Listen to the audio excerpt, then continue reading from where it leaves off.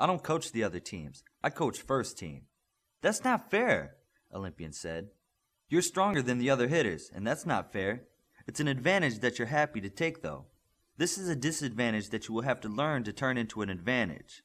I don't expect you to know what that means yet, but I'm sure you'll get it sooner or later. Now, you need to get to specialty class. Connors dismissed the bewildered team to their classes. She was quick to tell everyone not to tell the other teams about the new rule. Her reasoning was if they didn't know, that would be to their advantage.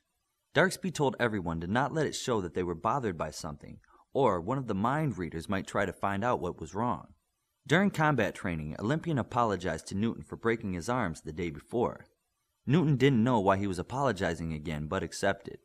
Midas was experimenting with his powers during a match with Shroud. She had just turned invisible and was hunting the young anchor. Midas had remembered what Virtuoso said about being blindfolded. He closed his eyes and he could feel her coming in from behind him. Midas used his telekinesis to seize her and hold her in the air.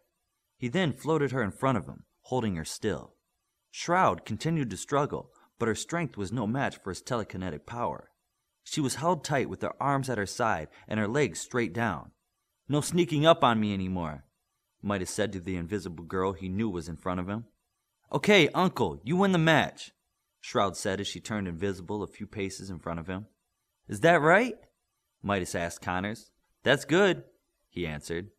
"That was better than good," Darkspeed said. "How long does it take you to get a hold of someone that way?" "I don't know. Shroud is my speed, but she wasn't moving very fast," Midas answered. "I like that line of thinking. Darkspeed, why don't you work with Midas on catching things in the air with his TK?" Connors said. "TK is how superheroes say telekinesis?" Midas asked. "Unless you want to be tongue-tied at the end of the day." Midas and Darkspeed went to the other end of the pit to play catch. Darkspeed picked up one of the 2-ton blocks stacked on the side of the pit. Midas noticed that there were at least 10 alphas watching them train from the stands. Darkspeed directed Midas' attention back to himself. "I'll start by throwing slow, and you try to catch it and throw it back at the same speed. For safety's sake, I'll throw it to your right side and not directly at you. You do the same, okay?" "Okay," Midas answered. Olympian was working with She on how to use his club in a more efficient manner.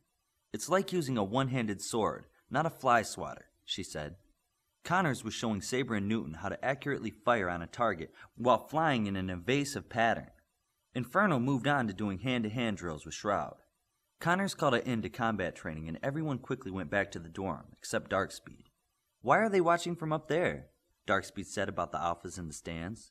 "They want to be down here, but they're afraid to ask to join," Connors said bluntly. "Can they join?" "When they ask, I'll let them get their coach's permission and then they can join in." Darkspeed's brain looked at things from all angles in a fraction of a second. "This is how it's happened before, isn't it? You start training 1 or 2 teams later in the evening, giving them more combat training, and the others ask to join in." Connors smiled at him. "Every time. So everything you're doing with us you've done before with other teams? Now you're catching on.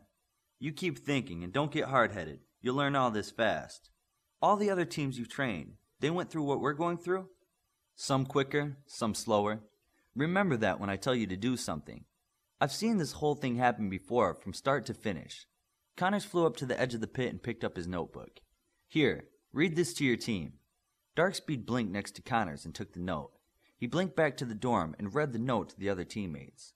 "It says Midas and Virtuoso are asked to attend a robotics enrichment working on the Bishamon Sentinels," Darkspeed said. "What about me?" She asked. "Connors has a handwritten note here. Tell she has to work on stealth skills and combat training." "Well, at least you get to go home on Sundays. I know most alphas won't get to go home until the beginning of October and our first break." Bioforce tried to ease the blow. "It's just disappointing, that's all." She was visibly upset by the news. "I know, it's hard to hear, but you can't do everything," Virtuoso thought to She. She just nodded back. "Midas, before you get started on your homework, we need you in Lab 7, Virtuoso said quickly. "Can I get cleaned up first?" Midas asked. "That's actually preferred. The lab rats and I need to take some measurements for the powered suit we're making for you." "Powered costume," Midas said to correct her. Once everyone had headed off to do their own thing, Darkspeed sat in the center of the common room with his thoughts. How is this disadvantage supposed to turn into an advantage? He thought to himself.